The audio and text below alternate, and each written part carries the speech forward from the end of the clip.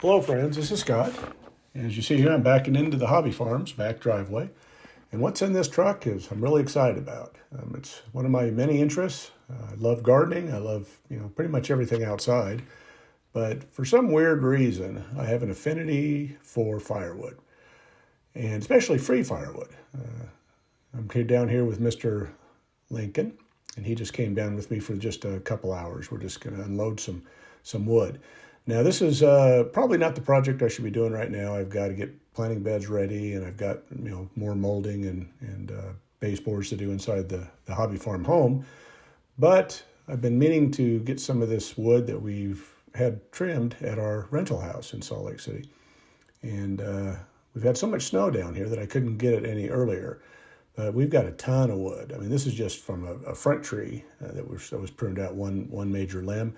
I've got a whole backyard of a full, huge Chinese elm that I've got to bring down here too. But got to start somewhere. But this was piled in the front yard of the rental house, and the renters wanted to start gardening, so I needed to take a quick trip and just get rid of this stuff so that they could make the place look nice. So I'm excited to start the firewood journey down here. Now, I don't have anything wood burning down here at the present time.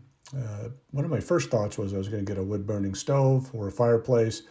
I think we're going to wait on that, but when I put it in a shop, I'll put in some kind of a wood burning stove in a shop, as well as when I dig out this big pile of dirt that I've been telling you about for the last year.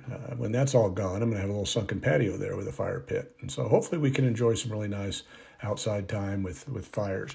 I've always enjoyed having fires in the backyard and sitting around the fire and watching the fire. It's a good time to meditate and self-reflect and just kind of get centered, and I really enjoy it. So looking forward to it. And again, this was a very small load. I just grabbed what I could grab and run down here. Again, many other things I should be doing, but I'm excited about this.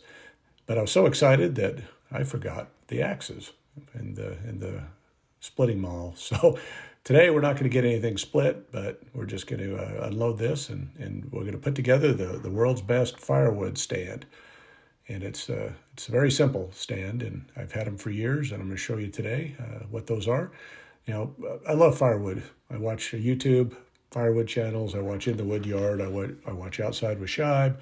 I watch Ohio Woodburners as well as many others. And there's something very hypnotizing about the sound of saws and just the amount of work that it takes to cut up firewood and prepare firewood has always been an interest of mine.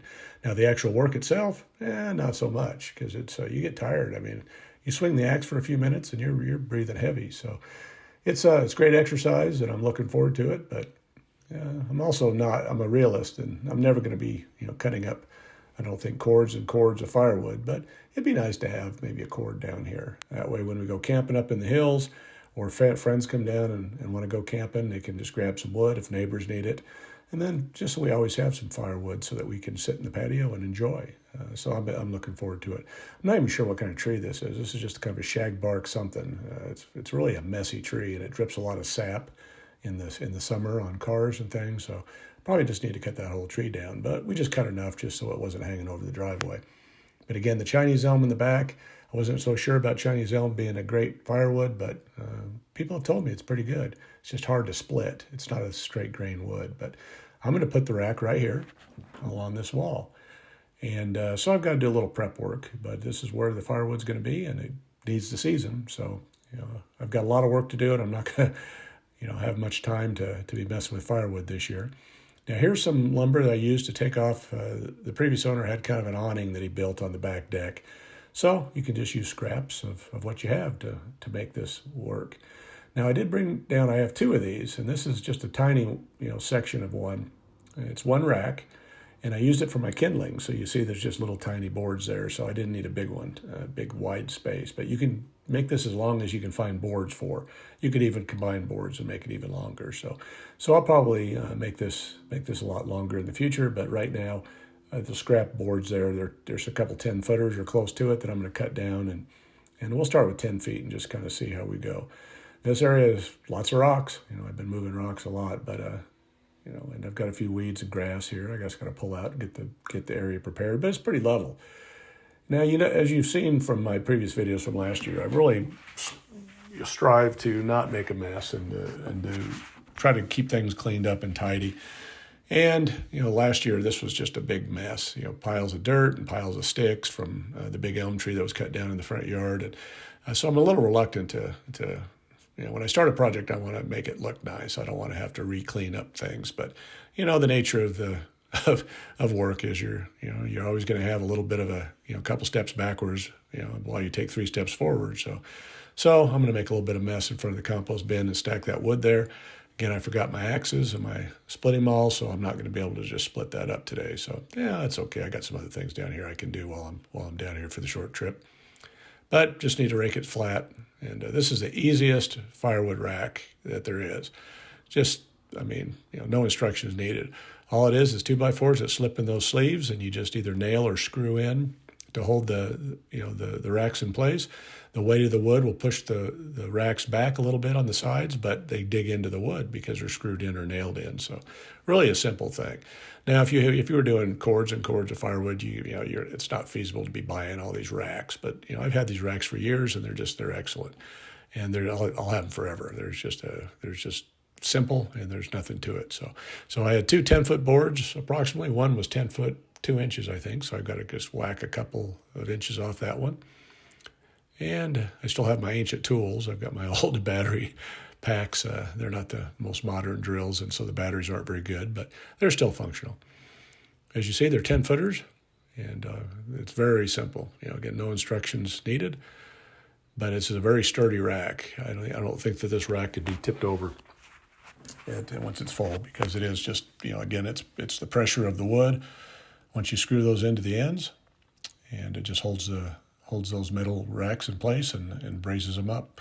So it's as simple as just shoving the boards in the sleeves, and nothing to it. Even though it's really simple, I am going to stumble and bumble a little bit just to, I've got to show a little adversity in these videos. But yeah, it took a little while to do this, but that's just because I'm not the sharpest tool in the shed sometimes, or I didn't bring the best tools in the shed. So, but again, they're just slip those racks on the ends.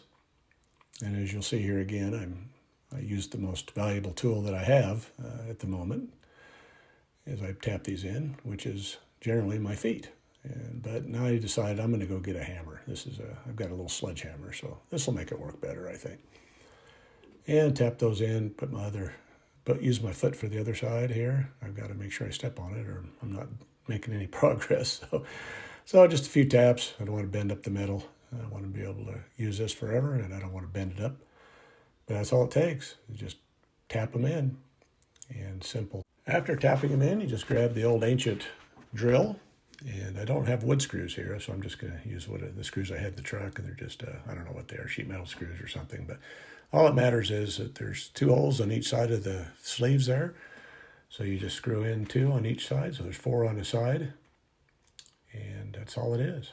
And again, as soon as you put the wood on there, the weight of the wood will push those racks back to the sides a little bit, and that'll just dig into the wood and hold it in place.